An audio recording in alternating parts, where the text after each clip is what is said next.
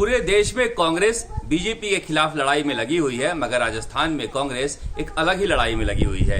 गांधी जयंती जैसे बड़े मौके पर भी मुख्यमंत्री अशोक गहलोत और पूर्व उप मुख्यमंत्री सचिन पायलट के बीच की कड़वाहट दूर नहीं हो पाई। गांधी जयंती जैसा बड़ा मौका था, सभी लोग प्रदेश कांग्रेस मुख्यालय में जुटने वाले थे, सबकी निगाहें थी मुख्यमंत्री अशोक गहलोत और पूर्व उप मुख्यमंत्री सचिन पायलट मिलेंगे। मगर हर बार की तरह इस बार भी यही हुआ।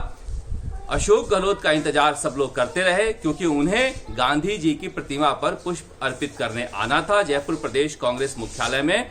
जैसे ही सचिन पायलट के आने की सूचना मिली, उन्होंने यहां आने का कार्यक्रम रद्द कर दिया, ऐसा कहा जा रहा है। हालांकि कहा गया कि उनकी तबीयत ठीक नहीं है, लेकिन लोग इंतजार कर रहे थे और कांग्रेस के नेता भी इंतजार कर रहे थे। सचिन पायलट आए और प्रदेश कांग्रेस अध्यक्ष गोविंद सिंह डोटासरा की बगल की कुर्सी पर बैठ गए। कुछ देर इंतजार करने के बाद जब ये खबर आई कि अशोक गहलोत नहीं आ रहे हैं, तो सचिन पायलट उठे और गांधी जी की प्रतिमा पर पुष्प चढ़ाया। उसके बाद सभी नेता पुष्प चढ़ाए और एक साथ बाहर निकले। सचिन पायलट के साथ गोविंद सिंह डोटासरा भी थे, जो साथ साथ बाहर निकल रहे थे। बाहर मीडिया इंतजार कर रही थी। जैसे ही सचिन पायलट ने बोलना शुरू किया, गांधी जयंती के बाद उन्होंने हाथरस कांड पर भी बोला, फांसी की मांग की दोषियों के, लेकिन बगल में कोई भी नेता खड़ा नहीं हुआ। क्या अशोक गहलोत से खौफ है कांग्रेस के नेताओं को, जो सचिन पायलट के बगल में बैठना नहीं चाहते, खड़े नहीं होना चाहते? बड़ा मौका था कि सचिन पायलट के साथ खड़े होकर गोविंद सिंह डोटासरा मीडिया को संबोधित करते, लेकिन सारे नेता सचिन पायलट को अकेले छोड़कर धीरे धीरे वहां से निकल गए, बिना कोई मीडिया को संबोधित करते हुए। गांधी जयंती पर भी इतना खौफ था सचिन पायलट के बगल में खड़े होने से। ये बात मैं इसलिए कह रहा हूं कि राजीव गांधी की जयंती पर भी यही हुआ था। सारी इंतजाम हो गए थे प्रदेश कांग्रेस मुख्यालय में, गाड़ियां लग गई थी, पुलिस के बंदोबस्त हो गए थे। ऐन मौके पर जैसे ही सचिन पायलट पहुंचे, अशोक गहलोत के आने का कार्यक्रम रद्द हो गया।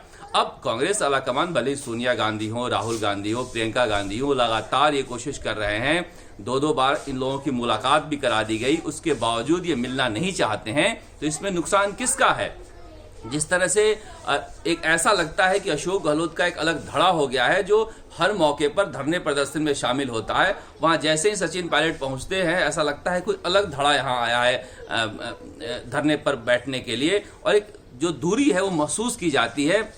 वहां पर जो जिस तरह के असहज वातावरण हो जाता है, वो वहां पर मौजूद कांग्रेस के कार्यकर्ता जो है महसूस करते हैं। तो इस तरह से कांग्रेस में राजस्थान में एक अलग ही लड़ाई चल रही है, लेकिन बीजेपी में बहुत अच्छी स्थितियां नहीं हैं। अब देखिए, 12 कांड को लेकर जो बीजेपी के राष्ट्रीय नेता हैं, वो लगातार मामले को उठा रहे हैं, लेकिन राज्य स्तर के नेताओं को पता नहीं है कि 12 में हुआ क्या था, हो क्या रहा है, या फिर वो जानबूझकर चुप हैं। इस बीच राष्ट्रीय महिला आयोग के सदस्य जो हैं, वो इस मामले के जांच पड़ताल के लिए जयपुर पहुंच गए। हाथरस जाने के बजाय वो जयपुर आ गए।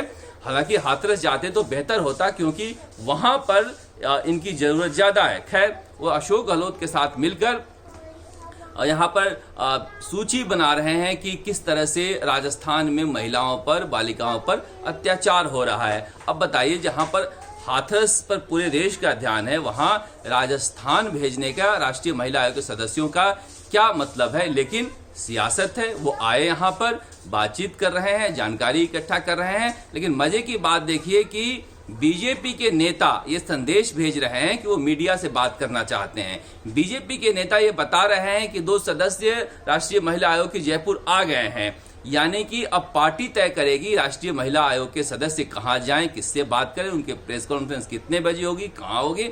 तो ये एक सियासत का एक अलग ही चेहरा सामने आने लगा है, जिसे परहेज करना चाहिए। कम से कम संवैधानिक संस्थाओं को राजनीति से दूर रहना चाहिए, और संवैधानिक संस्थाओं में जो लोग बैठे हैं, उन्हें ही सोचना चाहिए कि राजनीतिक दलों के मोहरे की तरह इस्तेमाल ना हो।